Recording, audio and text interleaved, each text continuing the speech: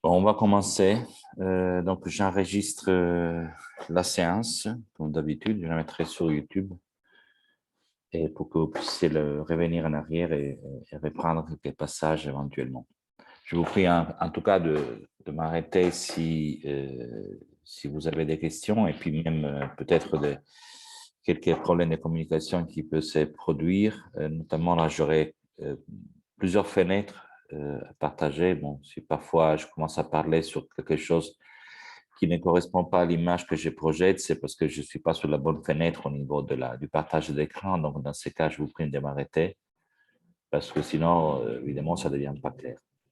Alors, aujourd'hui, le sujet, c'est les surfaces d'égale pente. C'est un cas particulier de surface qu'on a étudié. Donc, on va aborder ce sujet aujourd'hui. Vous allez le traiter aussi la semaine prochaine avec Thierry Black. Et ça va être aussi l'objet d'un petit, un petit projet ou plutôt une petite maquette qu'on vous demande de réaliser pour la fin du semestre.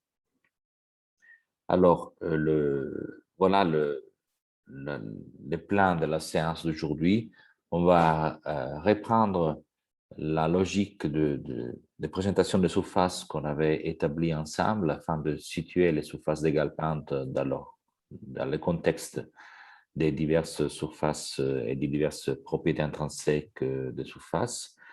On va ensuite regarder le cas particulier des surfaces réglées, dont les surfaces d'égale pente sont donc les surfaces réglées sont un cas particulier de l'ensemble des surfaces et les surfaces d'égale pente sont un cas particulier des surfaces réglées. Donc, on va les situer, les surfaces d'égale pente, par rapport aux surfaces réglées. Et on va ensuite introduire le concept d'hélice et on va aussi situer les surfaces d'égale pente par rapport aux hélices, dans le sens que une surface d'égale pente est un peu le correspondant de l'hélice, ce qui est l'hélice aux courbes unidimensionnelles, donc aux lignes, sont les surfaces d'égale pente aux surfaces.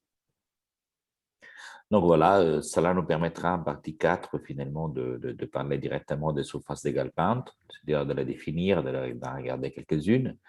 Et ensuite, on va un peu étudier les caractéristiques ou les propriétés de ces surfaces. Elles sont assez riches de propriétés en réalité. Et ceci par tout d'abord l'introduction du concept de singularité d'une surface, ce qu'on n'a pas encore fait. On n'a pas introduit en fait dans notre logique de surface l'idée que la singularité puisse caractériser l'objet. Alors, on va d'abord devoir définir qu'est-ce que c'est qu'une singularité et ensuite classer les singularités afin de comprendre leur rôle dans la forme, sur la forme de surface. Il y a donc quelques questions de nomenclature à introduire et puis on verra des questions constructives.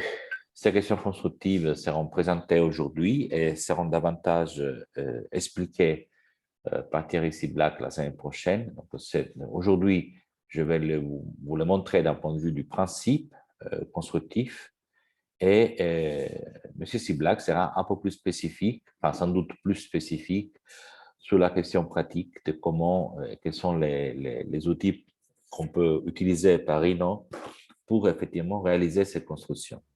Alors, ces propriétés constructives, évidemment, ne sont pas seulement, ou ne se résument pas seulement à des méthodes de l'usage de logiciels, mais en fait, sont des propriétés intrinsèques aux surfaces qui permettent de les construire physiquement aussi bien que numériquement.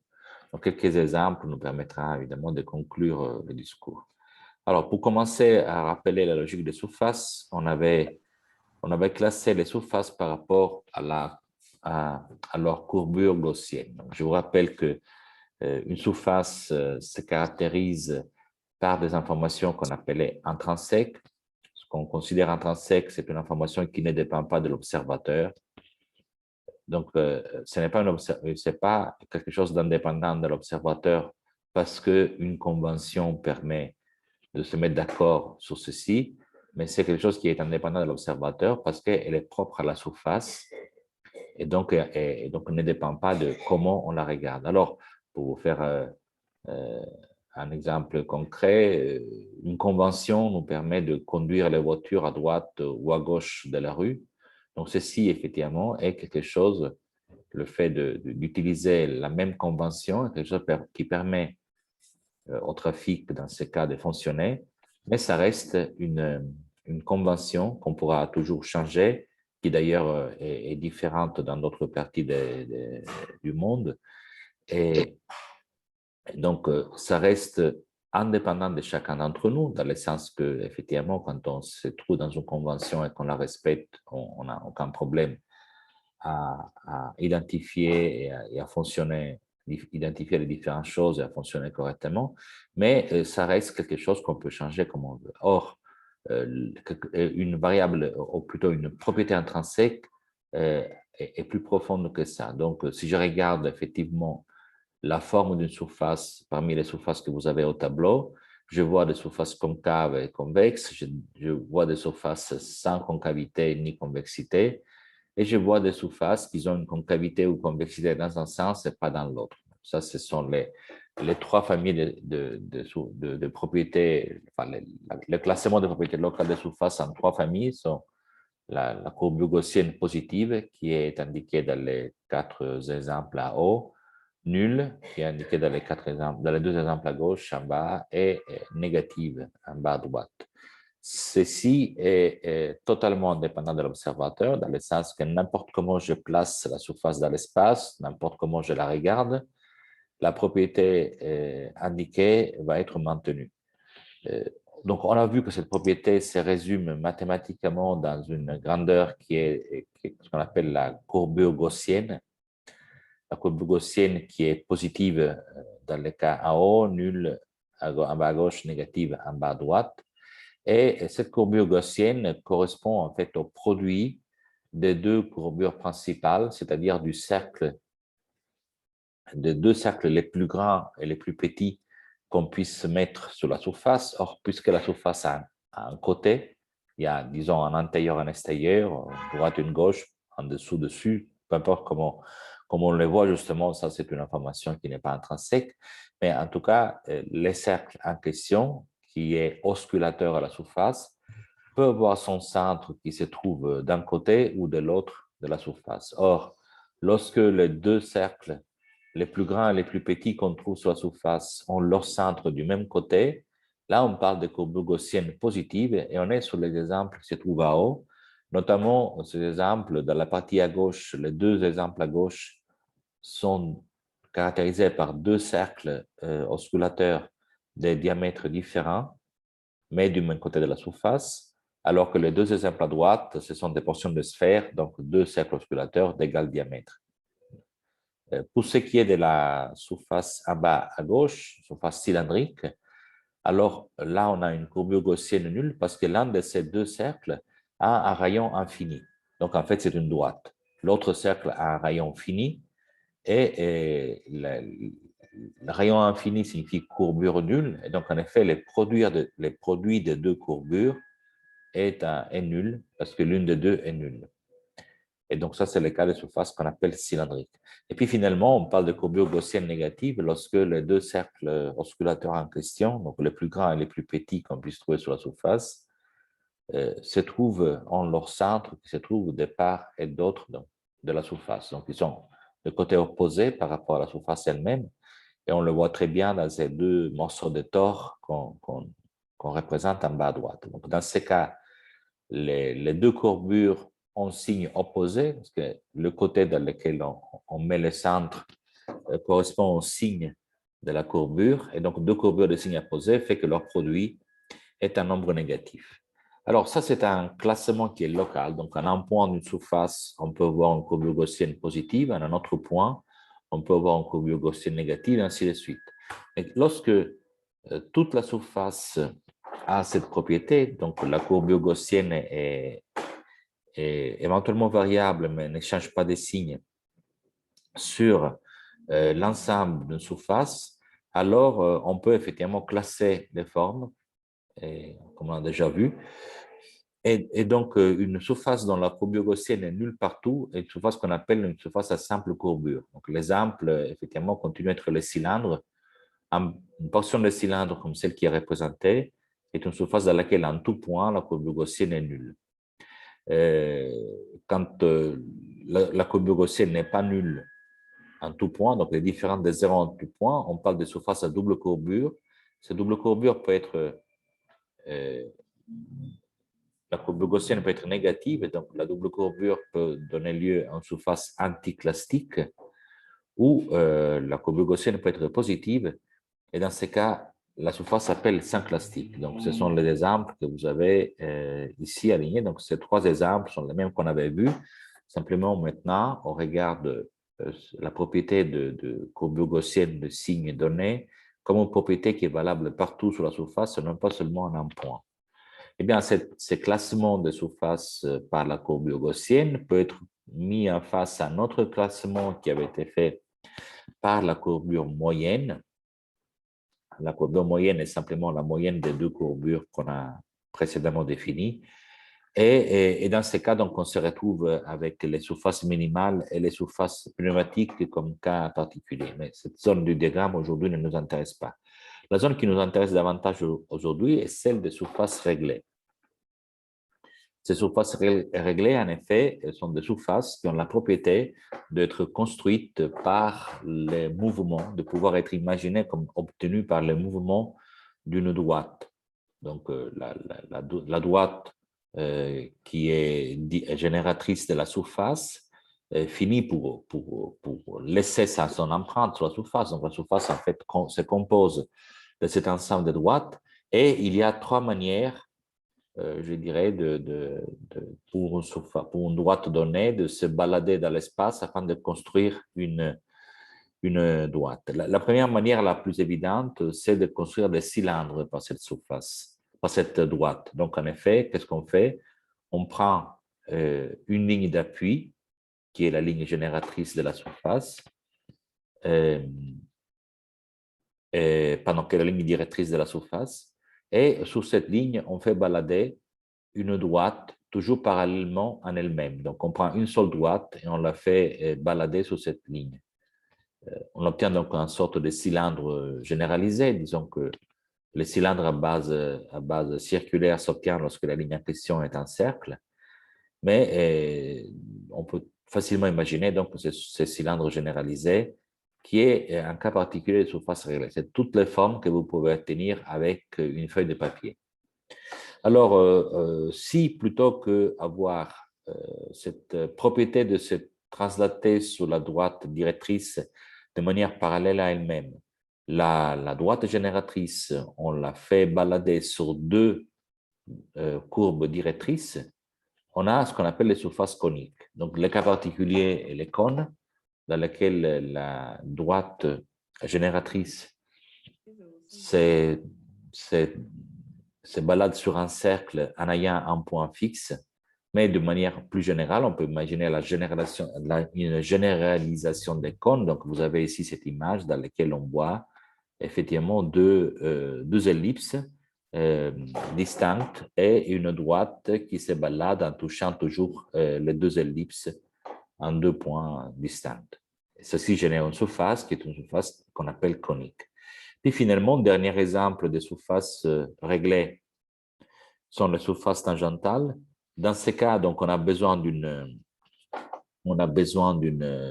ligne directrice toujours quelconque dans l'espace, et on prend l'ensemble des tangentes à cette ligne. Cet ensemble de tangentes construit une surface, et ceci est une surface qu'on appelle tangentale. Alors, les surfaces d'égale pente sont à la fois un cas particulier des surfaces tangentales, parce que ce sont toutes les surfaces tangentales à des hélices. Donc, il faudra définir les hélices pour définir la surface d'égale pente. Et puis également, sont un cas particulier des surfaces coniques, sont donc un cas particulier parce qu'elles sont obtenues en faisant balader une droite sur une ligne directrice de telle manière à garder toujours un angle constant par rapport au plan où se trouve la ligne directrice, ou en général un plan donné. Donc, on va rentrer dans les détails des surfaces coniques et des surfaces tangentales pour présenter les surfaces d'égale pente. Alors, puisque vous voyez, on était en train de parler des surfaces réglées, on va rentrer dans le détail des surfaces réglées d'abord. Alors, donc les droites qui génèrent la surface réglée, on les appelle génératrices, comme on a dit. Et, et donc, de toute façon, quand on construit une surface réglée, comme je vous ai un peu anticipé, on aura des manières de faire translater cette surface génératrice dans l'espace afin de la construire. Alors, la première, c'est de se donner deux lignes distinctes, comme on a vu tout à l'heure. Donc, on peut se donner une surface conique, on peut construire une surface conique en se donnant deux lignes. Ici, ce sont deux ellipses non coïncidentes, et en faisant bouger la droite génératrice sur ces deux lignes. Si une des deux lignes devient simplement un point, on peut imaginer par exemple cette ellipse-là collapser, devenir un simple point, alors on aura un cône dans le sens ordinaire du terme, dans le sens de la géométrie élémentaire. Sinon, effectivement, on a simplement une surface qu'on appelle conique. La deuxième possibilité, c'est que ce point se trouve à l'infini. On voit donc là réapparaître les surfaces cylindriques, comme cas particulier des surfaces coniques. Et puis, ce deuxième point, plutôt qu'être à l'infini, pourrait se retrouver sur la même courbe. Donc, plutôt que de se donner deux courbes et faire transporter la droite génératrice en touchant les deux courbes, on pourrait se donner une seule courbe et faire bouger la surface génératrice en touchant deux points de la même courbe. Pourquoi pas? À ce moment-là, les deux points pourraient être coïncidents et on se retrouve avec une surface tangentale. Alors, les surfaces d'égale pente peuvent être définies de manière indépendante aux définitions précédentes, mais après on retrouvera que c'est, je répète, des cas particuliers des surfaces précédentes de la manière suivante. Donc, la surface d'égale pente est une surface qui se construit en se donnant une ligne génératrice, pardon, une ligne directrice, qu'on appelle la base de la surface, et un cône. Un cône signifie une grandeur géométrique, un objet géométrique qui est défini exclusivement par la donnée d'un angle, donc l'angle d'ouverture du cône. La surface d'égale pente est une surface qui est construite par une droite qui passe par la base et qui est toujours parallèle à la génératrice de ce cône, à une des génératrices de ce cône. Donc, par exemple, vous voyez la surface qui est indiquée. Tous les droites qui composent cette surface forment un angle constant, que ce soit avec la verticale ou avec le plan horizontal, peu importe, et touchent la ligne qu'on a choisie ici arbitrairement, c'est un morceau d'ellipse, la ligne qu'on appelle directrice. Or, il y a quelque chose qui est un peu gênant dans cette définition. Est-ce que quelqu'un sait me dire que s'il est gêné et pourquoi?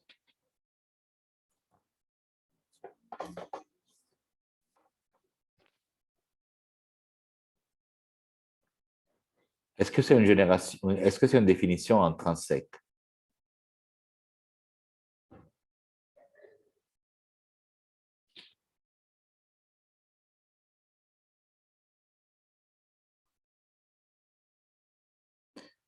Alors, je reviens sur la définition. Je dis que je me donne une ligne plane que j'appelle la base de la surface d'égale pente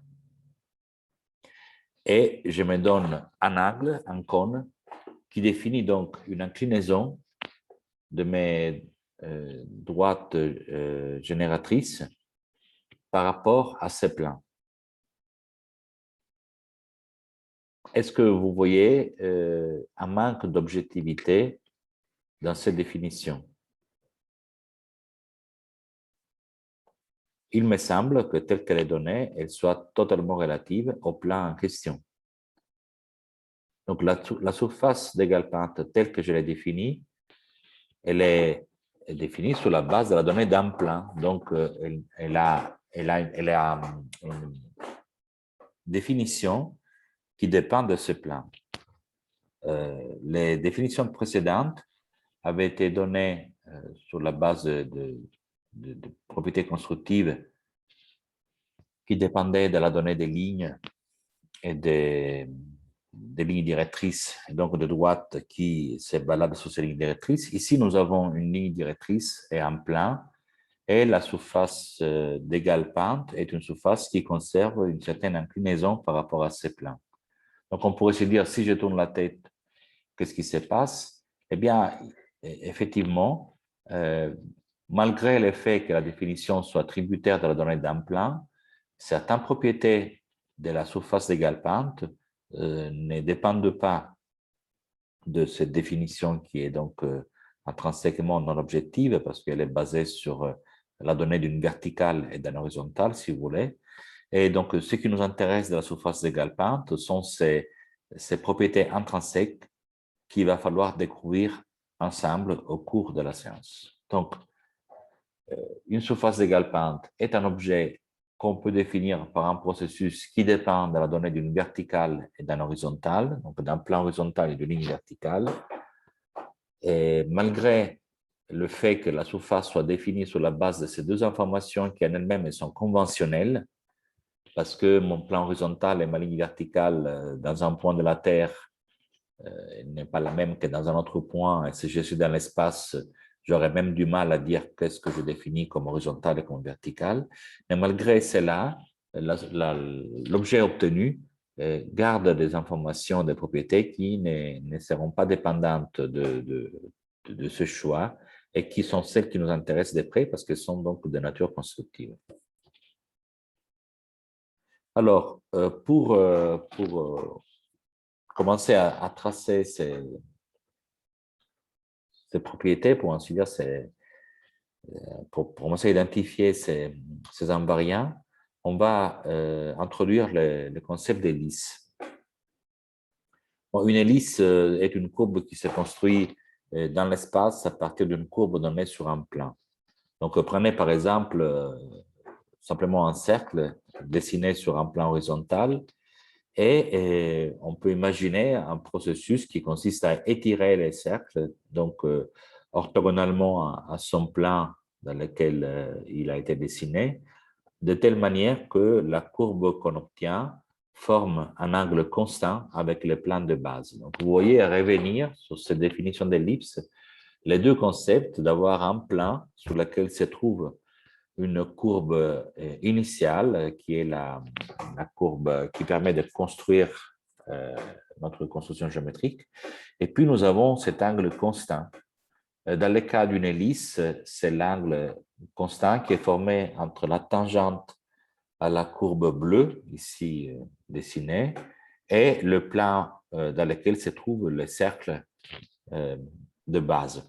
Donc, la courbe bleue est obtenue en coupant les cercles en un point quelconque, par exemple ce point-là, et en tirant, en laissant un point donc de la coupure, l'un des deux lèvres de la coupure fixe sur le plan, en tirant vers le haut l'autre et en imaginant que la courbe se dispose en ce moment-là sur le plan de telle manière à garder sa projection verticale sur le plan horizontal, donc sa projection sur ce plan, et à former faire en sorte que ces tangentes forment un angle constant avec les plans. Donc, si je dessine les diverses tangentes à la courbe bleue, ce sont les lignes rouges ici, toutes ces tangentes ont, on imagine, donc on définit ainsi la courbe, ont la propriété d'avoir un angle constant par rapport au plan qui avait été identifié comme plan de base. Donc, toutes ces tangentes sont par construction des lignes d'égale pente, donc elles ont la même pente. Et alors, si on les unit, si on imagine la ligne, la surface qui est construite en joignant toutes ces droites, là, on a une surface d'égale pente par construction, parce que toutes ces droites ont été construites de telle manière à avoir la même pente. Donc, la surface qu'elles génèrent est une surface d'égale pente. Donc, on voit que la surface d'égale pente s'obtient en se donnant une hélice de base et en prenant tous les tangentes à cette hélice et en imaginant donc la surface obtenue par l'enveloppe de ces tangentes. Cette hélice qui permet de générer la surface d'égale pente s'appelle arête de rebroussement. On va la retrouver plusieurs fois au cours de la séance. Et donc, c'est quelque chose qui nous donne la première manière de construire une surface d'égale pente. Alors, ça nous permet de noter cette affinité entre les hélices et les surfaces d'égale pente qui peut se résumer à cette phrase, ce que les surfaces d'égale pente sont aux surfaces, ce que les hélices sont aux courbes. Donc, une hélice est une courbe dont la propriété est de garder, vous voyez comme elle est construite ici, est une courbe dont la propriété est de garder un angle constant par rapport à un plan. Une surface d'égale pente est une surface dont la propriété est d'être composée de droites qui gardent un angle constant par rapport à un certain plan. Donc, évidemment, on voit facilement l'affinité des deux et d'une quelque manière, donc, ces deux catégories, les hélices, les surfaces d'égale pente, sont assimilées lorsque on change de perspective, on passe de la vision ligne dans l'espace à la vision surface dans l'espace. Donc, ça nous permet, donc, cette introduction entre surface vraie et lisse nous permet d'introduire la surface d'égale pente. Une surface d'égale pente est en fait une surface qui est obtenue en ayant plusieurs cônes et en les associant. Donc, ici, c'est un exemple. J'ai 6 cônes quelconques ayant le même angle. Donc, la seule chose que je demande aux cônes, c'est d'avoir le même angle d'ouverture au sommet et en prenant 6 cônes ou un nombre quelconque de cônes et en les composant ensemble, j'obtiens de toute façon une surface d'égale pente. Donc, il s'avère que ceci est la forme qui prendrait du sable qui serait fait couler sur un support ayant exactement la forme de la base qui se dessine ici et en mettant suffisamment de sable en fait pour qu'il retrouve son équilibre, et donc pour que les sables annexés tombent et qu'on ne puisse plus ajouter du sable sans avoir de l'autre sable qui tombe. Donc la forme de la plus grande quantité de sable qu'on peut poser sur cette surface donnée est une forme d'égale pente et c'est donc le modèle physique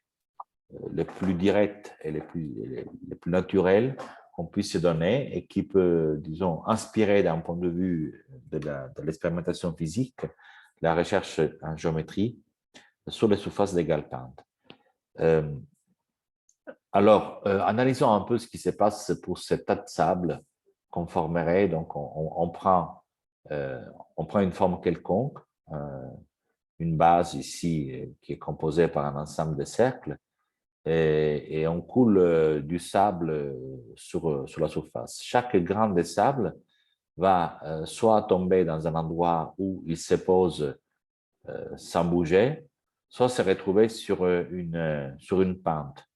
Lorsqu'il se trouve sur une pente, la propriété du sable, c'est que cette pente est stable, donc elle n'a pas d'effondrement, elle ne coule pas si l'angle est inférieur à un angle donné, qui est une caractéristique du sable, en général proche de 35 degrés, et disons, pour le sable ordinaire. Et donc, si l'angle du talus est inférieur à 35 degrés, les grains de sable restent simplement sur place. Si l'angle est égal à 35 degrés, les grains de sable n'est pas capable de rester sur place, il tombe, il arrive jusqu'au fond de la ligne où il se trouve, et il tombe éventuellement de la base, parce qu'on avait dit ici, on s'est donné une base d'une forme précise, et qu'au-delà, il n'y a rien. Donc, les grains de sable tombent. Alors, vous voyez que ces grains de sable qui tombent vers le bas suivent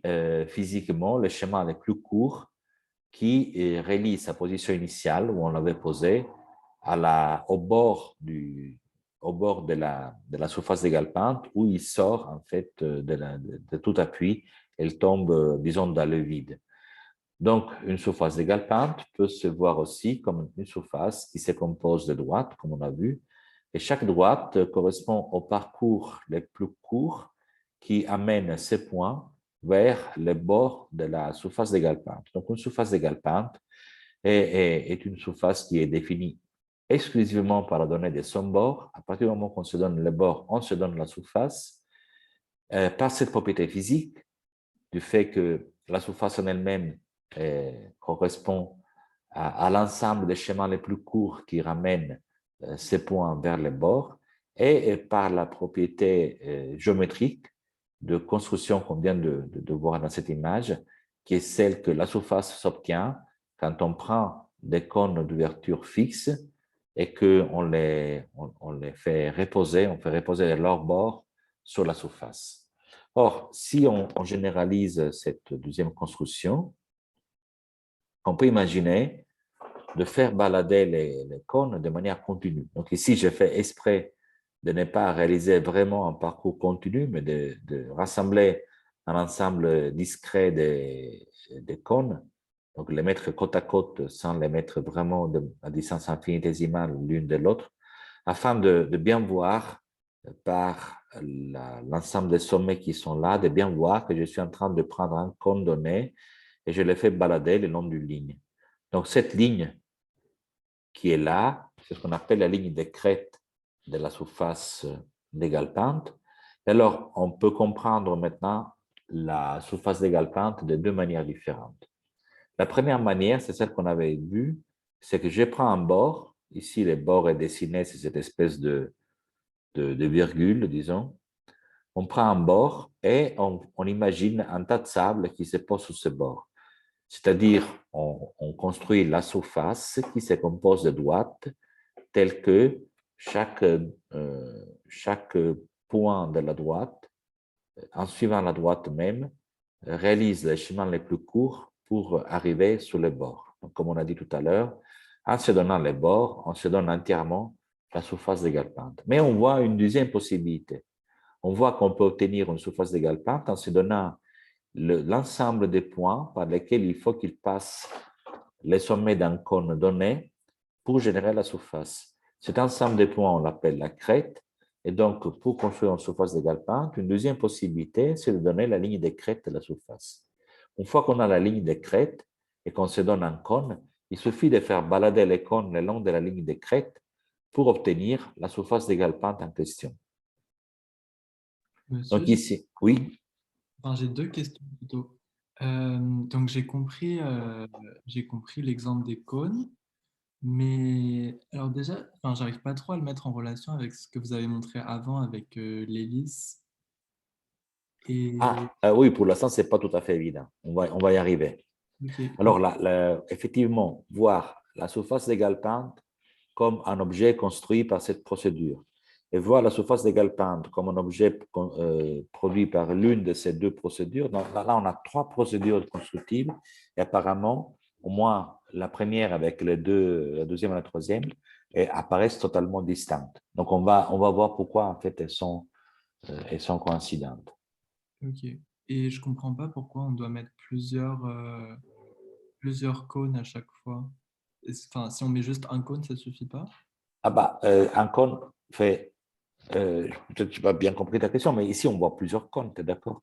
Oui, oui, bah enfin, c'est pour ça que je demande pourquoi est-ce C'est qu'il le faut. même cône qui se balade, enfin, ça dépend de ce qu'on définit comme un cône. Le même cône qui se balade, c'est un seul cône qui se balade, donc à la fin je vois plusieurs images du même cône, donc plusieurs cônes. Oui, D'accord? On se donne un cône, donc d'ouverture donnée. Donc on va dire par exemple 35 degrés pour avoir la similitude avec l'état de sable. Donc ce cône est un seul cône d'un point de vue géométrique, il y a un seul cône dont l'ouverture est 35 degrés. Et on le reproduit plusieurs fois, on fait plusieurs copies. Et on met ces copies côte à côte, oui. okay, si on veut. Justement, pourquoi on doit faire des copies en fait? Pourquoi juste une seule copie du cône, ça suffit pas? Enfin, pourquoi juste. Bah, si j'ai un seul cône, j'ai juste un cône. Je n'ai pas une surface plus complexe qu'un simple cône, qui est une surface d'égale pente, certes, mais pas celle-ci. Un cône, c'est un cône. C'est par exemple ceci. Hein, ça, c'est la moitié d'un cône, on va dire. Là, c'est la moitié d'un cône. Mais du coup, un seul cône, c'est une surface d'égale pente quand même ou pas? Oui, bien sûr. Un seul cône, c'est une surface d'égale pente. Par construction, tu vois, un cône, il est fait comment? On prend Ok. une verticale et on fait balader, on prend un point sur cette verticale, on prend une droite qui passe par ces points avec un angle donné, on la fait tourner autour de l'axe vertical en gardant donc cet angle fixe. Ok. Ça, c'est bien une surface d'égale pente. Donc, on peut construire des surfaces d'égale pente plus complexes qu'un simple cône en prenant ces cônes, en prenant plusieurs images du même cône, en les faisant les balader dans l'espace. Okay? Alors, il y a deux manières de les balader. Une manière, c'est de garder les cônes tangents à un certain bord. Dans ce cas, on construit la surface d'égale pente à l'aide de son bord. L'autre manière, c'est de balader les cônes en gardant son sommet accroché à la ligne de crête, qui n'est pas forcément une ligne horizontale, attention. Et dans ce cas, donc, on obtient une autre manière de tracer la surface d'égale pente qui est par la donnée de la ligne de crête. Ces deux manières de construire la surface d'égale pente sont légitimes tous les deux et peuvent donner lieu donc à la même surface à condition de partir d'une crête et d'un bord qui sont mis en relation par la construction elle-même. Ok. Okay. Donc, c'est pour ça que c'est un exemple de surface encore plus complexe dans laquelle la ligne de crête n'est pas forcément une ligne plane. Donc, ici, on va imprimer un cône donc, dans plusieurs images. Donc, ici, j'ai une première image de mi-cône. Ensuite, on les fait balader. Je fais toujours exprès de laisser cette espèce de zigzag qui permet de voir bien qu'on a fait plusieurs copies du même cône. Donc ici, le cône, il descend, il remonte. Il suit un parcours en S. Et voilà, la surface que j'obtiens, c'est l'enveloppe supérieure de tous les cônes que j'ai utilisés. Donc évidemment, quand je construis cette surface par une enveloppe de cônes, ce qu'on est en train de garder, c'est cette surface s'obtient en gardant la partie supérieure de tous ces cônes mis côte à côte. C'est bien ce qu'on voit à l'écran. Or, on voit qu'il se forme dans ce processus de sorte de plis ici, des arêtes en fait. Donc, on a une arête qui est la ligne de crête, qui est la ligne qui était donnée pour construire la surface d'égale pente. Et on a deux autres arêtes qui sont des talouettes, qui sont opposées, je dirais, à la ligne de crête en point de vue de la direction de la singularité, et qui sont formés automatiquement ou naturellement par ces processus. On va aussi apparaître des cols et, donc des sommets, donc des points sur lesquels, effectivement, on a une singularité ponctuelle. Donc, il va falloir qu'on explique cette histoire de singularité. Mais donc, vous voyez ici, on n'avait pas vu qui se forme des talouettes, parce que là, il n'y en a pas, mais là, on voit apparaître cette ligne de discontinuité. Donc, quand on prend la définition mathématique, ce qui est intéressant de la définition mathématique, c'est qu'après, c'est prêt à être utilisé sans, pour ainsi dire, sans préjugés. Et donc, elles nous permettent de sortir des choses inattendues et elles nous permettent donc d'explorer, en fait, l'espace du possible d'une manière très, très efficace. C'est un peu pour ça que je trouve qu'on fait de la géométrie avec un peu d'attention, je dirais, dans une école d'archi. C'est que la pensée géométrique, toute pensée mathématique en général, est construite sur le même système logique. On se donne une règle éventuellement très simple, mais évidemment aussi très précise, qu'on peut suivre de manière très stricte. Et après, on applique seulement la règle sans autre préjugé. Cette règle nous permet d'explorer, donc le fait de ne pas avoir d'autres freins nous permet d'explorer l'espace du possible d'une manière très, très libre. Et en fait, si vous avez un peu d'envie de regarder l'histoire des maths et l'histoire donc des sciences pures, pour ainsi dire, des maths, de la géométrie, vous verrez cette liberté apparaître et jouer un rôle déterminant plusieurs fois.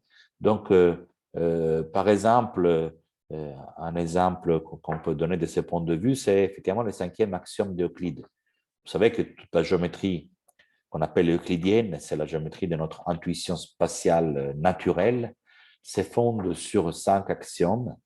Je ne vais pas répéter ici, bon, ils sont connus, mais le plus important, pour ainsi dire, c'est le cinquième, qui, grosso modo, dit que si je me donne une droite et un point extérieur à cette droite, il y aura, d'après le cinquième axiome d'Euclide, il y aura une seule droite parallèle à la précédente qui passe par ces points. Eh bien, c'est un axiome qui est nécessaire pour construire la géométrie euclidienne. Donc, d'une quelque manière, même si nous ne le savons pas, il informe notre ressenti de l'espace. D'accord? Donc, nous vivons dans un espace que nous sentons comme si cette règle était en place. Parce que si on enlève cette règle, on ne peut pas retrouver toutes les choses qu'on retrouve intuitivement, les identités des triangles, etc., etc. Eh bien, au 19e siècle, des mathématiciens qui en avaient envie, pour ainsi dire, se sont posé la question, mais qu'est-ce qu'on fait si on enlève les cinquièmes actions d'Euclide? Et ils ont ouvert la porte à ce qu'on appelle les géométries non euclidiennes, c'est-à-dire quelle est la conformation qui aurait l'espace, et donc notre ressenti de l'espace, si le cinquième axiome d'Euclide n'était pas en place. Donc, si, étant donné un point et une droite, et le point n'étant pas sur la droite, plutôt que dire il existe une seule droite parallèle à la précédente qui passe par ces points, on se donne deux autres cas de figure totalement différents. On se dit il n'existe aucune droite parallèle à la précédente qui passe par ces points, ou on se dit il existe une infinité de droites parallèles à la précédente qui passe par ces points. Et on pourrait se dire, mais pourquoi se poser des questions aussi absurdes? Et finalement, ces gens-là, en se posant des questions absurdes, ce qui est propre des mathématiques, on produit les espaces qu'on appelle l'espace elliptique et l'espace hyperbolique, qui ensuite ont donné lieu donc, aux géométries non euclidiennes et finalement ont permis à Einstein de comprendre l'univers par la théorie de la relativité. Ceci étant fait, je vous pose la question, est-ce qu'on vit dans un espace euclidien comme Euclide l'avait imaginé et comme des milliers de générations d'humains, en tout cas ceux qui connaissaient la géométrie euclidienne, peut-être pas des milliers de personnes chaque fois, on pensait? Eh bien, j'imagine que vous imaginez que la réponse est non. À cause de la courbure de l'espace qui est expliquée par la théorie de la relativité, en effet, on vit dans un espace hyperbolique. Donc, l'axiome d'Euclide n'est vrai, le cinquième axiome d'Euclide ne peut s'appliquer pour avoir des calculs géométriques corrects qu'en toute première approximation, quand on reste sous des dimensions un peu petites, comme celles qu'on peut avoir sur la Terre. Mais quand on veut faire des mesures qui vont au-delà de notre espace terrestre, en effet, il vaut mieux se conformer à une autre règle géométrique. Donc, ça, c'était un exemple un peu paradoxal, je trouve, parce que la géométrie euclidienne, c'est la géométrie de tous les jours et on peut imaginer que l'univers soit simplement l'étendue à l'infini de ce qu'on observe le jour par jour à côté de chez nous, mais en fait, ce n'est pas du tout ça. L'univers est plus complexe et l'espace n'a pas la même structure dans notre voisinage que quand on le regarde à une échelle supérieure. Voilà, ces découvertes sans doute difficiles à comprendre et un peu paradoxales sont dues à une application d'un principe qui à lui-même est très féconde, c'est jouer sur les règles une fois qu'on se les donnait. Alors ici, la règle qu'on se donne, c'est une surface égale pente, c'est construit en faisant balader un cône de telle manière à rester tangente à un bord, première possibilité, de telle manière à que son sommet se balade sur une ligne de crête prédéterminée, deuxième possibilité, ou en se donnant une troisième possibilité qu'on avait vue en premier, en se donnant une hélice et en prenant l'enveloppe des tangentes à cette hélice. Dans ces trois cas, je construis des surfaces d'égale pente et à part ces règles constructives, je n'ai plus aucune autre restriction et je peux m'amuser à jouer avec ces règles. Alors, quand je joue avec ces règles, je trouve des singularités. Puisque nous n'avons pas encore parlé de ce mot singularité, il va falloir que j'explique qu'est-ce qu'on veut dire par singularité.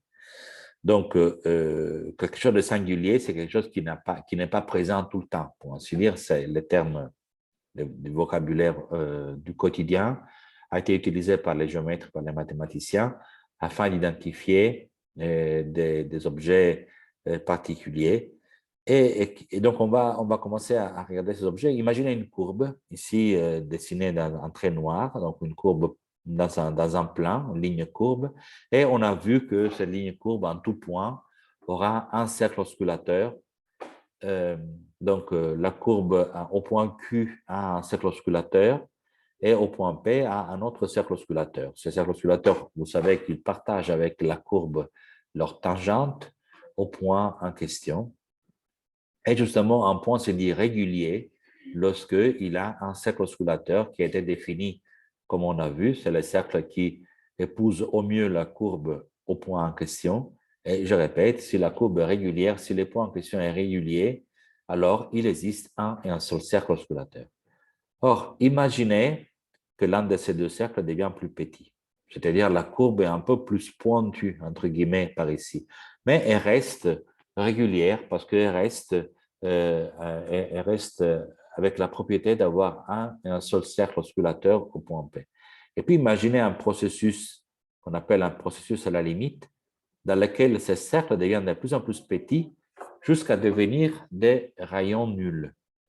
Un cercle de rayons nuls, ce n'est pas un cercle pour ainsi dire, c'est un point. Alors que jusqu'au moment où le cercle a un rayon infinitésimal de 1 micron, une tangente peut être définie, et une seule. Dès que les rayons deviennent nuls, il n'y a plus la possibilité de définir la tangente en ces points de la courbe. Donc ça, c'est un point singulier de la courbe.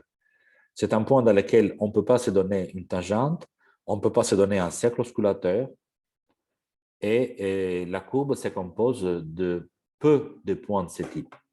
Or, en réalité, et encore une fois, pour jouer avec la géométrie et les maths, il existe des courbes dans lesquelles tous les points sont des points singuliers.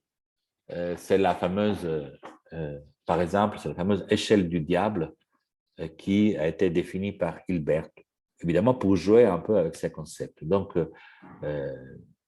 alors que dans les sens communs, une courbe se compose essentiellement des points réguliers et de très peu de points singuliers, en mathématiques, on peut s'amuser à trouver des courbes dans lesquelles les points singuliers sont la règle et les points réguliers sont soit l'exception, soit carrément ils n'existent jamais. Mais bon, ce n'est pas ça notre cas. Notre cas, c'est simplement, regardons donc la définition de singularité. On définit singularité sur une courbe plane, un point est singulier si en ce point, on ne peut pas définir la tangente. Alors, mettons-nous maintenant sur une surface. Donc, la surface ici est représentée par cette enveloppe de courbes chacune plane. Ça montre un peu la forme par les niveaux de gris qu'on obtient à l'aide de cette représentation.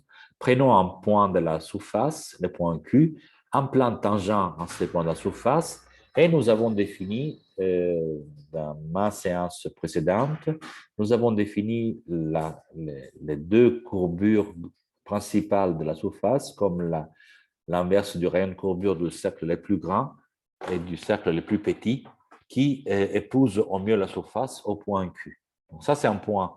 Le point Q est un point régulier de la surface dans lequel, en effet, on est capable de se donner les deux courbures principales et par conséquent, on peut calculer la courbure gaussienne qui sera le produit des deux courbures principales et la courbure moyenne qui sera leur moyenne. Or, on a vu donc que dans une surface, on peut voir des points qui sont des points comme les points Q. Vous voyez les deux cercles osculateurs de part et d'autre de la surface, c'est un point où la courbure gaussienne est négative, donc un morceau de tore, un point où la courbure gaussienne est nulle, un morceau de cylindre, un point où la courbure gaussienne est positive, un morceau d'ellipsoïde. Imaginez maintenant, comme tout à l'heure on l'a fait pour la courbe, la procédure qui consiste à faire tendre un des deux rayons vers 0, l'autre restant fixe.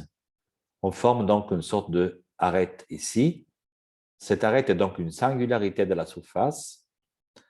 Alors, une crête ou un talweg sont des singularités qu'on appelle d'indice 1, dans le sens qu'un seul de deux cercles osculateurs tend à son rayon qui tend vers 0, donc il est disparu. L'autre est resté bien identifiable. Et donc, on a localement, vous voyez, la forme de la crête ou la forme du talweg est une forme courbe régulière en tant que ligne. Donc, elle a une courbure bien identifiée partout. Donc, localement, la surface est convexe ou concave. Donc, lorsque elle est convexe, on parle de crête. Lorsque elle est concave, on parle de talweg. Évidemment, concavité et convexité sont des informations relatives à l'observateur. Si je tourne la tête dans le sens opposé, la convexité se change avec la concavité, donc le nombre de crêtes se change avec le nombre de talweg. Mais on verra dans le cas des surfaces d'égale pente, le concept de crête est un concept qui reste intrinsèque. Donc, ceci sont les singularités d'indice 1 parce qu'on peut encore identifier une convexité, une concavité dans une certaine direction. Alors, on appelle au contraire, on dénomme au contraire une singularité d'indice 0 lorsque dans les deux sens, on a la même procédure de singularité. Alors, on parle là des cols ou des bassins. Si donc on a effectivement un seul point qui émerge comme point singulier, et alors l'école correspond à la convexité et les bassins correspondent à la concavité. Évidemment, les termes de crête, de col, de bassin, de talweg sont des termes empruntés à la terminologie de la description orographique, enfin de la montagne, et donc il est facile de se souvenir de leur signification. Alors, les surfaces d'égal-pente sont caractérisées par la donnée de ces singularités. Donc, ici, on observe effectivement la crête. On a dit il suffit de se donner la crête pour tout se donner. On observe deux talweg, 1 et 2. On observe deux cols, 1 et 2. Et on appelle squelette la projection de la crête sur le plan horizontal, ici, sur le plan de la base de la surface d'égal-pente. Donc, voilà les deux courbes qui nous intéressent davantage en ce moment. Les bords, c'est donc le niveau 0, je dirais, de la surface d'égal-pente, et sa squelette, qui est la projection de la ligne de crête. Si la ligne de crête est plus complexe, le squelette sera plus complexe, mais il y a une relation entre squelette et bord. Il y a une relation géométrique, c'est-à-dire que je peux enlever la surface d'égal-pente ici. Si je me donne le bord, mathématiquement, je sais déterminer le squelette. Et si je me donne le squelette, mathématiquement, je sais déterminer un ensemble de courbes dont se trouvent les bords.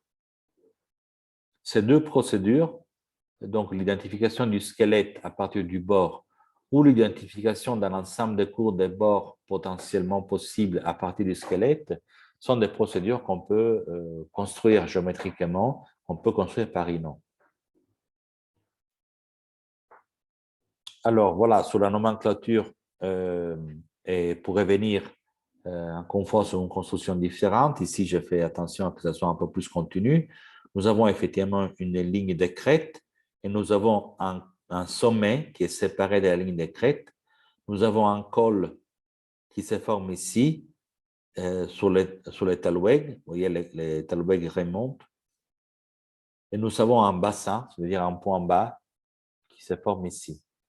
Alors, vous pouvez constater que dans le cas présent, nous avons une ligne de crête qui est là, qui se projette donc dans une squelette, et nous avons un point. Donc, le squelette se compose de la projection de la ligne de crête et de ce point-là. Le bord se compose de ces trois morceaux de surface d'arc de cercle, ou en tout cas de surface convexe, disons. Alors, d'un point de vue mathématique, évidemment, la pente, c'est la dérivée de la courbe. Donc, si f est la fonction qui décrit ici la surface, sa pente s'obtient par dérivée. Et la direction de pente maximale, c'est, d'un point de vue vectoriel, c'est la pente qui s'obtient en faisant la composition vectorielle des deux dérivés. Donc, ça nous donne à chaque point la direction de descente la plus rapide vers la base de la ligne, de la surface, pardon. Donc, c'est comme ça qu'on peut appeler ligne de pente. Donc, la ligne qui est à chaque point de plus grande pente sur la surface d'égale pente. Donc, ce sont tous des lignes d'égale pente, évidemment. Ce sont des lignes les lignes de pente sont des lignes qui sont orthogonales au bord et ils sont orthogonales aux lignes de niveau. Donc, aux lignes qui se trouvent au même niveau que les bords et qui sont concentriques, évidemment. Eh bien, les lignes de pente sont partout orthogonales aux lignes de niveau. Alors, vous comprenez que lorsqu'on trace une ligne de pente et qu'on trace un ensemble de lignes de niveau, on se retrouve à procéder du bord vers le squelette, qui est donc obtenu comme la limite haute des courbes de niveau. Donc, lorsque les courbes de niveau convergent en un seul point, c'est le cas, par exemple, sur un sommet ici, alors, évidemment, au point précis, le squelette correspond avec ces points-là. Alors, quelles sont les propriétés? Donc, ça, ce sont des propriétés générales. Et quand on revient sur les surfaces d'égale pente, on a quoi? Ben, tout d'abord, les lignes de pente de surface d'égale pente sont des droites. Et le plan tangent en ces lignes est tangent aussi à la surface. Donc, la surface localement est développable. La surface d'égale pente peut rouler sur une table, pour ainsi dire, sur un plan, en touchant chaque fois par ces lignes de pente, seulement par une ligne de pente sur ce plan.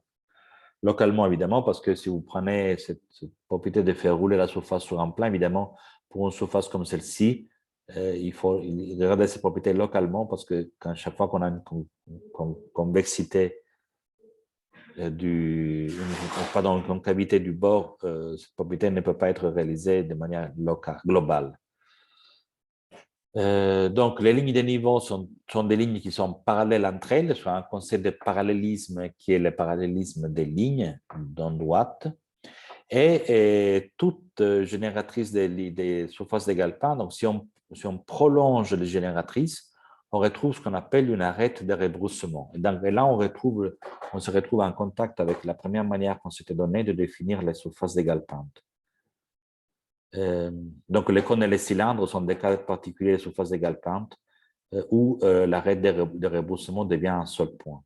Donc, voilà, cette arête de rebroussement, c'est la ligne qui est composée par toutes les tangentes aux lignes d'égale pente. Eh bien, c'est exactement la courbe comme on aurait pu se donner, l'hélice qu'on aurait pu se donner pour construire la surface d'égale pente. Voilà 3 manières de construire la même surface d'égale pente.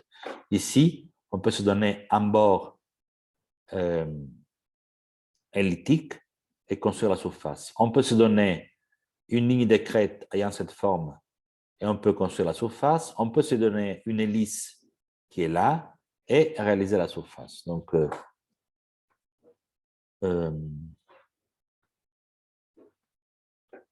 ici, vous avez la surface en question qui est obtenue en faisant la surface d'égale pente construite sur l'hélice et qui peut être aussi obtenue en faisant la surface d'égale pente tangentale à l'arête de rebroussement qui est cette ligne-là. Ici, vous avez un autre exemple de surface d'égale pente construite sur une arête de rebroussement qui est une simple hélice. Donc, je prends une hélice ici, hélice circulaire, et je trace ces tangentes et voilà la surface d'égale pente que j'obtiens et qui est une cycloïde. Donc, évidemment, de nombreux exemples peuvent être réalisés avec ces règles toutes simples. Ici, j'ai construit la surface d'égale pente basée sur cette spirale elliptique. Voilà la forme que ça prend.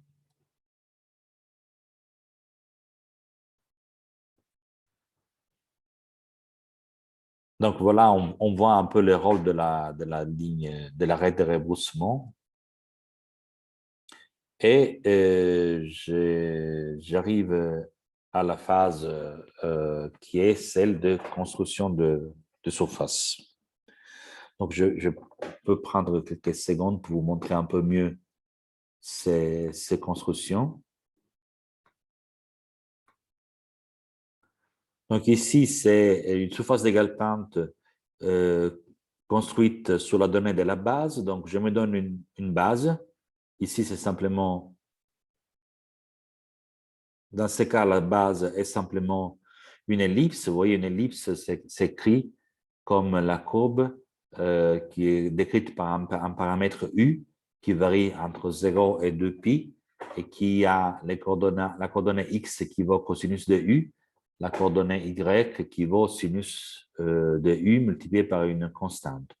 Je vous montre en fait qu'est-ce qui se passe si la constante vaut 1. J'ai simplement un cercle et ma surface est simplement un cône.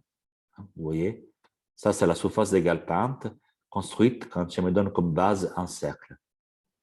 Maintenant, je mets un paramètre petit a qui vaut 1,5, juste pour donner un chiffre. Et j'obtiens une autre surface d'égale pente qui est basée sur l'ellipse. Voilà, ça c'est une ellipse dont un rayon vaut le double que l'autre, donc le paramètre θ est 1,5. Et vous avez donc cette surface d'égale pente avec son arrêt de rebroussement qui apparaît. Ici, je me suis donné une autre courbe de base plus compliquée, pourquoi pas. Et donc, cette courbe de base, vous voyez, est une sorte de lisse, de licoïde elliptique. Et à partir de cette courbe de base, que je prolongeais des 2π, mais que je pourrais prolonger davantage, de 4π. Voilà, je fais plusieurs tours.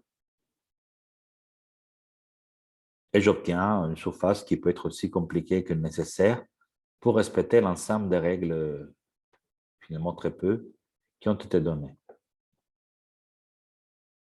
Donc voilà, en coupant la surface pour enlever la partie qui dépasse l'arrêt qui va, enfin, la partie qui dépasse là. Et ici, donc j'ai pris une hélice. Donc l'hélice, c'est quoi? C'est une courbe qui s'obtient en se donnant un cercle à la base et en multipliant, enfin, en faisant, au fur et à mesure qu'on avance sur le cercle, on monte d'un angle constant. Alors, le cercle, c'est décrit par la courbe paramétrique sinus de U, cosinus de U avec U qui varie entre 0 et 2π. Et en ayant donné ce cercle, je peux construire donc l'hélice et par conséquent, cette surface que je prolonge ici, je peux prolonger un peu plus ou un peu moins. Par exemple, je peux la prolonger de 0 d'un côté et de 3 de l'autre. Voilà, dans ce cas, j'ai un seul morceau de la surface. Vous voyez, ceci est une hélicoïde développable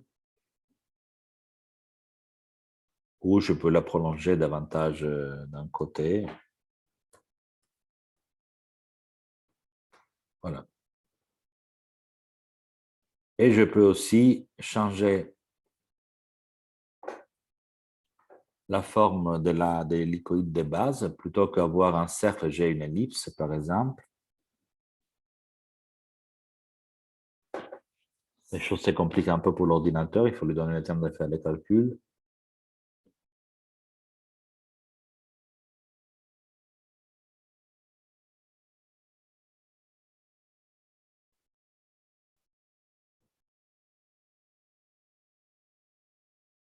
Il n'est pas arrivé.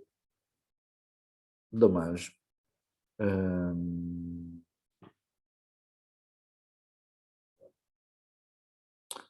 n'est pas arrivé. Je ne sais pas. Bon, c'est pas grave. Voilà pour vous donner une idée de comment on peut construire. Donc ici, la surface est construite à partir de son arrêt de rebroussement. Ici, elle a été construite à partir de sa base. Et je vous avais montré la construction à partir de... Donc ici, c'est d'autres exemples de surfaces construites à partir de leur base. Voilà. Et je vous avais montré les cas des surfaces construites à partir de leur crête qui est ici. Voilà, comme celle-ci par exemple. Donc voilà, on comprend qu'on a plusieurs manières de faire, on peut se donner plusieurs algorithmes. On va partir sur la phase constructive, donc comment on peut écrire matériellement ces algorithmes. Alors il y a évidemment plusieurs méthodes et puis à la limite même impossible de lister toutes les méthodes. Disons que le bon choix de la méthode dépendra un peu de ce qu'on veut faire. Alors, sur technique de base générale, donc arrêt de rebroussement donné, la construction est immédiate, donc on se donne une hélice, qui est donc une arrêt de rebroussement quelconque, et à partir de cette hélice, on construit l'enveloppe de tangentes qui forme donc automatiquement la courbe. C'est la méthode qu'on a vue ici. Deuxième méthode, ligne de crête donnée, c'est aussi assez simple. On prend un cône et on fait plusieurs images du cône côte à côte l'une de l'autre en suivant de telle manière que son sommet suit la ligne de crête. Avec un bord donné, la procédure est un peu plus longue. Donc, il faut d'abord identifier le squelette, c'est-à-dire celle qui sera la projection de la crête sur le plan du bord. Et dans un deuxième temps, identifier la ligne de crête. Et à ce moment-là, on se ramène sur le point 2 ici. La construction redevient immédiate. Donc, quand on a les bords comme données, une première piste consiste de passer par l'identification du squelette. L'identification du squelette est une procédure qui est assez développée en géométrie numérique et donc vous trouvez des plugins effectivement qui le font. Mais sinon, on peut procéder aussi à la main et je vais vous montrer rapidement comment. Deuxième manière pour tracer la courbe quand on a les bords donnés, c'est de procéder par courbe parallèle au bord. Dans ce cas, il faut être capable de dessiner la parallèle à une courbe. Et donc, le fait d'avoir plusieurs parallèles permet de construire la courbe des niveaux de la surface d'égale pente et donc de retrouver finalement la surface d'égale pente par ces courbes de niveaux. Alors, un premier exemple assez courant de construction de surface d'égale pente, ce sont les toits. Les toitures, en fait, sont des surfaces qui se composent de pans plats, mais qui finalement sont d'égale pente quand on peut. Qu'est-ce que je veux dire par quand on peut? C'est qu'il faut faire la distinction du cas dans lequel le bord de la toiture est polygonal, du cas dans lequel le bord de la toiture est polygonal convexe, du cas dans lequel le bord de la toiture est polygonal non convexe, et puis évidemment, les cas dans lesquels il n'est pas polygonal. Ce serait encore un autre cas, je ne vais pas traiter. Alors, lorsque le bord est simplement un polygone convexe, même irrégulier, alors c'est facile de tracer la courbe des niveaux. Les crêtes et les talwegs sont identifiées par la bisectrice des angles, enfin les crêtes notamment dans les bords. Dans le cas où le bord est polygonal convexe, il n'y a pas de talweg, il n'y a que des crêtes. Elles sont identifiées par les bisectrices de l'angle entre côtés du polygone de base. Et évidemment, il se trouve des singularités à la jonction entre crêtes. Ce sont des sommets de la toiture. Et on a toujours au moins trois singularités. Ça, c'est une conséquence du fait que le bord étant un bord polygonal convexe, on a au moins un triangle et donc au moins trois crêtes. Donc, si on part sur le bord polygonal convexe, la construction est finalement assez simple. Prenez un bord comme celui-ci. On va numéroter les côtés A, B, C, D, E. Et qu'est-ce qu'on fait? On tire toutes les diagonales. Donc, la diagonale entre le côté A et B est une ligne à 45 degrés ici. Entre B et C, pareil. Entre C et D, pareil. Entre D et E, ce sera une ligne qui est par là. Entre E et A, ça sera une ligne qui est par là. Et puis, on aura aussi la diagonale entre A et D, qui sera une ligne par là. Entre A et C, qui est simplement une ligne verticale. Et puis, ainsi de suite, entre E et B, qui sera une ligne par là. Entre E et C, qui sera une ligne par là. Et entre B et D, qui sera une ligne horizontale. Donc, on fait toutes les diagonales, c'est-à-dire toutes les bisectrices de tous les angles qui se forment entre tous les côtés du bord. Cette construction nous permet de faire quoi? Chacune de ces diagonales représente les lieux de points qui sont équidistants des deux côtés du bord. Donc là, j'ai tous ces diagonales. Je les numérote, je les ai indiquées par les lettres des bords auxquelles dont elles sont bisectrices. Donc, par exemple, la ligne EA ici est la bisectrice de l'angle entre le côté E et le côté A. C'est donc le lieu de points équidistants de E et de A. Et ainsi de suite, E et B, c'est le lieu de points équidistants entre E et B, et ainsi de suite pour tous les autres. Eh bien, l'identification de la surface d'égale pente se fait immédiatement en regardant l'enveloppe, l'ensemble de ces diagonales, et en procédant en fait côté par côté. Donc, le côté A correspond à un pan qui est découpé par la diagonale AB, en fait par toutes les diagonales qui intéressent A, donc par AB, AC, AD, qui est là, et EA.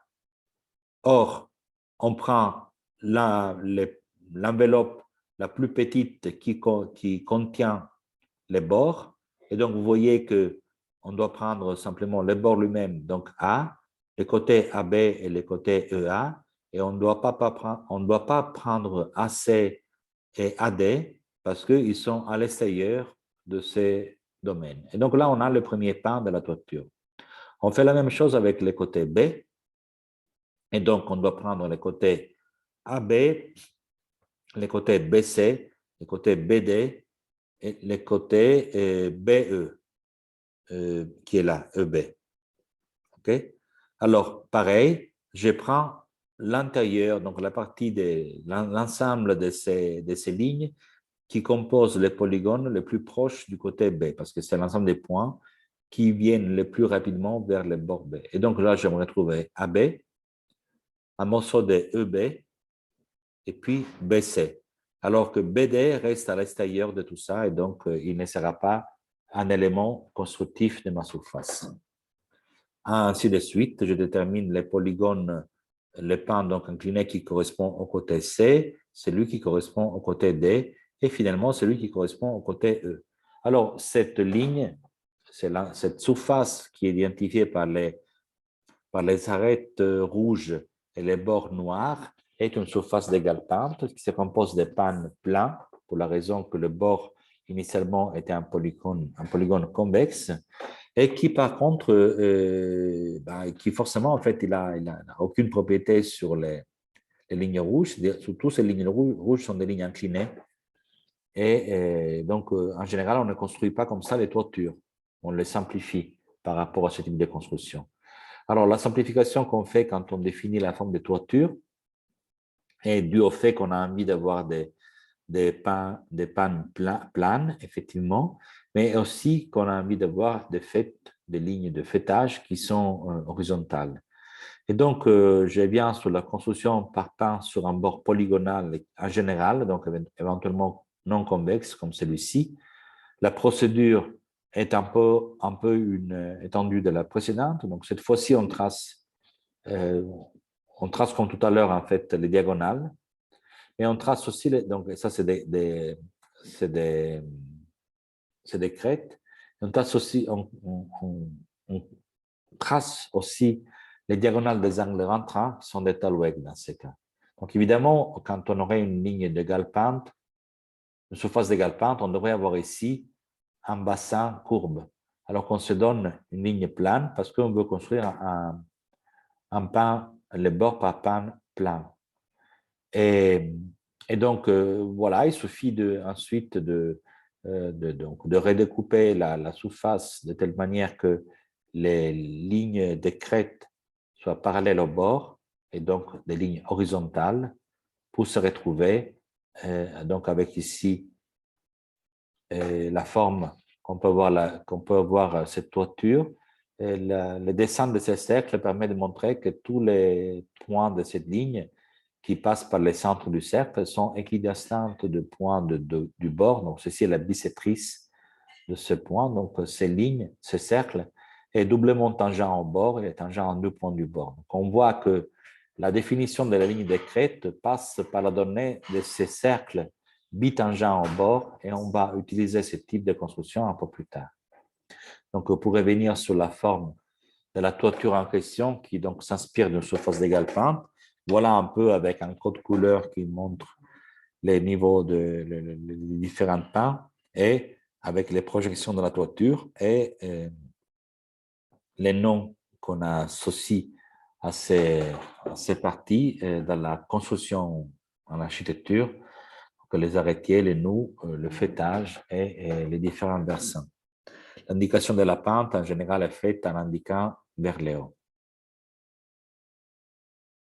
Alors maintenant, passons à une construction par pan sur un bord courbe. Donc, on abandonne la volonté d'avoir des pans plats et on s'appuie sur cette donnée du du cercle bitangent. Alors, je rappelle qu'on veut construire une surface d'égale pente sur un bord courbe quelconque. On a deux possibilités, on avait vu au début, deux possibilités. Passer par l'identification du squelette, passer par des coupes parallèles. On va faire la possibilité 1.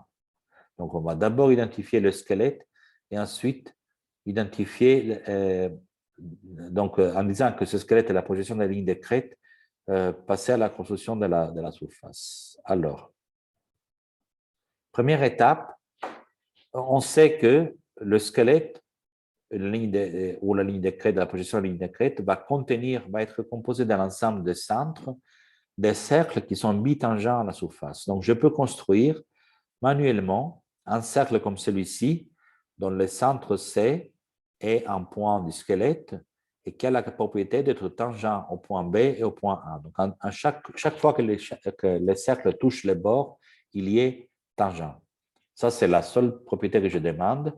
Et j'aurai un seul cercle qui a cette propriété pour chacun des points. Enfin, j'aurai un seul cercle pour chacun des points B ou des points A réguliers. Évidemment, si on avait ici au point B un angle rentrant, on pourrait avoir plusieurs cercles. Mais ce n'est pas le cas de l'exemple qu'on va développer. Donc, on trouve facilement un point de la crête. Et en procédant ainsi, par plusieurs passages identiques, on trouve tous les points de la crête. Donc, vous devez faire autant de passages que vous voulez et chaque fois identifier ces cercles. Par ailleurs, toutes les lignes qui joignent les points de tangence au centre du cercle sont des lignes de pente de la surface d'égale pente. Ce sont des lignes qui nous permettent de dessiner la surface ou de tracer la surface dans l'espace. Alors, notez que la crête ici, donc elle part évidemment du point qui est là, elle continue suivant tout cet ensemble de points, et une fois qu'elle est arrivée au point S, vous pouvez constater que les cercles dont le centre se trouve au point S touchent en 3 points. Cela signifie que la crête a un point triple, c'est-à-dire qu'elle se débranche en 2 branches. Donc ici, j'ai tracé un cercle d'une branche et là, un cercle d'une autre branche. Donc la ligne de crête, de manière approximative, dessinée à la main, et là, cette allure-là.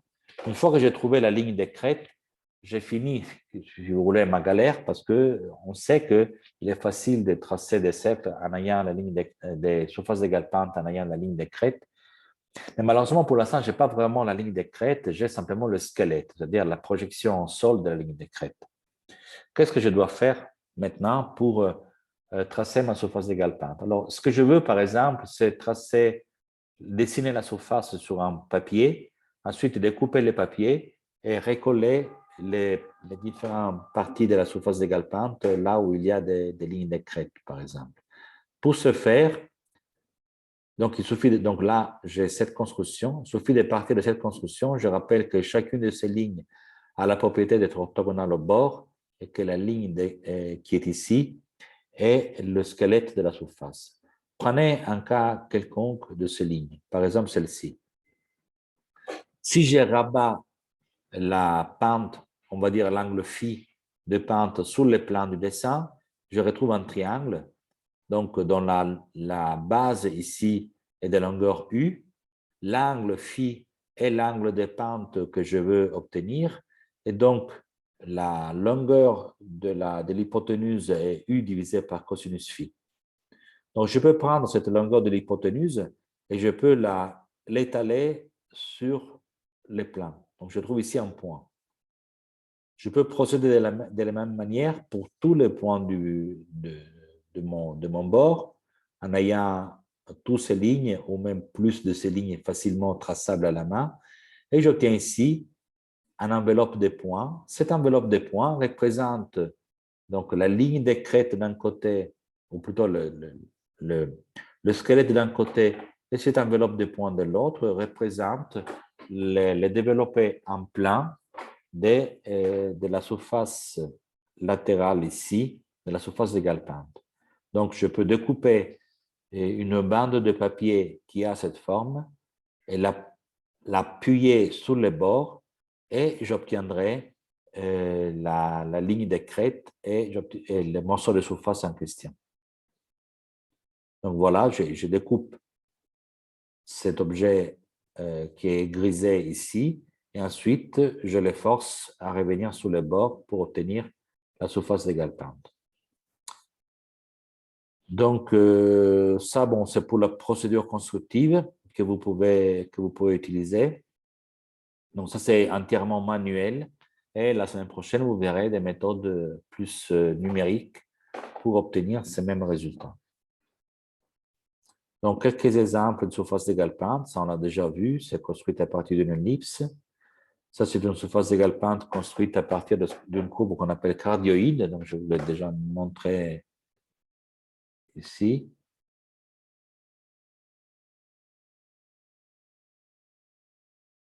Voilà. Ça, c'est la courbe de base, la cardioïde. C'est une courbe qui a une forme un peu de cœur. Et la surface d'égale pente d'une cardioïde, elle est là. Elle a la caractéristique de former ici ce qu'on appelle une courbe de Viviani. Donc, la courbe de Viviani a la propriété d'être, voilà, ça c'est une courbe de Viviani, a la propriété d'être l'intersection entre une sphère et un cylindre. Et voilà, on peut paver la sphère, on peut construire un maillage sur la sphère par des courbes de Viviani. C'est une courbe qui a la forme d'un demi-8 ou d'un 8 si on le trace entièrement.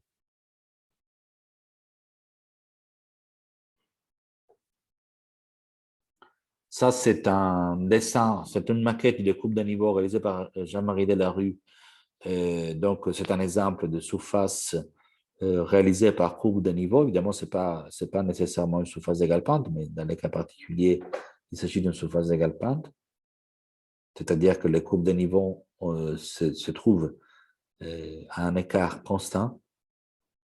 Ici, c'est une maquette d'une surface développable construite par la méthode que je vous ai indiquée ici. Toujours par Jean-Marie Delarue. Donc, vous avez ici les modèles en papier. Et là, c'est un modèle en métal. Et puis encore Jean-Marie Delarue. Donc, ça, c'est une cardioïde. Et la surface d'égale pente, donc on peut voir qu'en fait, les lignes de descente maximale le long de la surface, ce sont des lignes de pente de la surface d'égale pente. Et donc, cette chaînette descend en forme de lignes droites le long des côtés de la surface d'égale pente, le long de la surface d'égale pente. Donc, je vous rappelle que vous pouvez retrouver le travail de Jean-Marie Delarue sur le site surfacedéveloppable.net et notamment, vous auriez les chapitres sur les surfaces d'égale pente. Donc, il y a pas mal de constructions en maquette. C'est très intéressant de les voir. Je vous invite à les regarder. Surtout cette semaine, vous avez un peu moins de travail peut-être côté numérique. Donc, ça vous permet de regarder ces vidéos et de vous inspirer pour ces, entre guillemets, projets, pour cette petite réalisation qu'on vous demande de faire afin de chercher à avoir des formes qui soient intéressantes à construire et non banales. Voilà. Alors, puisqu'il reste quelques minutes pour la fin de la séance, je vous demande si vous avez des questions.